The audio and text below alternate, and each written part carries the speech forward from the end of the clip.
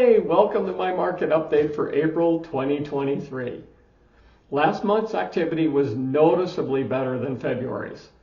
Days on market improved, as did the number of properties that went under contract.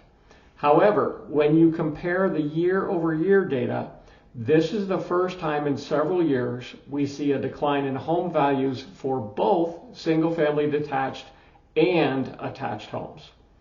Since the end of last year, we've seen the value of detached homes consistently lower than they were at the peak of the market last year, but this is the first time the statistics for attached homes also show a decline year over year. Now, the infographic that I've included shows you the data for each, so feel free to dive into the details if you'd like. What I want to pay special attention to in this summary is what I think makes all this data easily digestible and answers the two most commonly asked questions I get from buyers these days. Number one, what is the actual cost of housing in relation to mortgage payments now versus what it was when prices were at their peak and interest rates were considerably lower? And two, what happens if the predictions on mortgage rates dropping is accurate? So let's take a look at the two of those.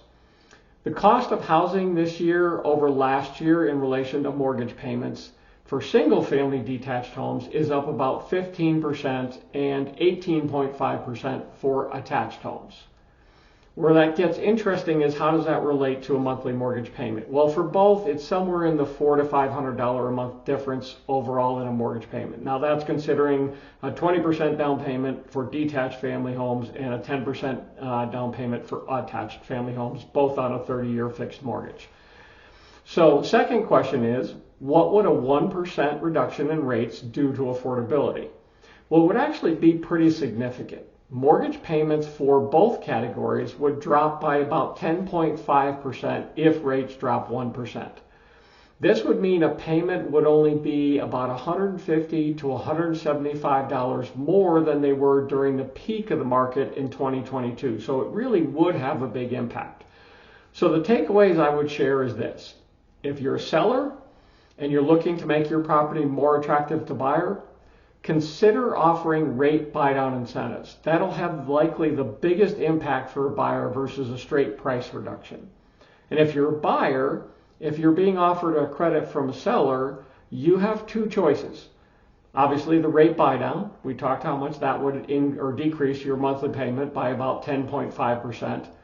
Or if you have faith that the general prediction is that mortgage rates will drop naturally anyways into near to midterm, you might take it as a price reduction and maybe get the best of both worlds. If you can afford the payment at the current rates and you take it on a price reduction, then later if rates do drop, you'll actually have the best of both worlds. You have the lower payment because of the price drop as well as the lower payment as a result of the interest rate buy down. So, just as a side note, these calculations are for illustrative purposes only, and you should talk to your mortgage lender for accurate rate information based on your circumstances. So I hope you find this information valuable. As always, I look forward to connecting each and every month. Don't forget to check out the game nights on Facebook. If you don't have an invite in your inbox already, let me know, and we'll get connected and make that happen. Hey, thanks for listening this month, and we'll see you in May. Take care.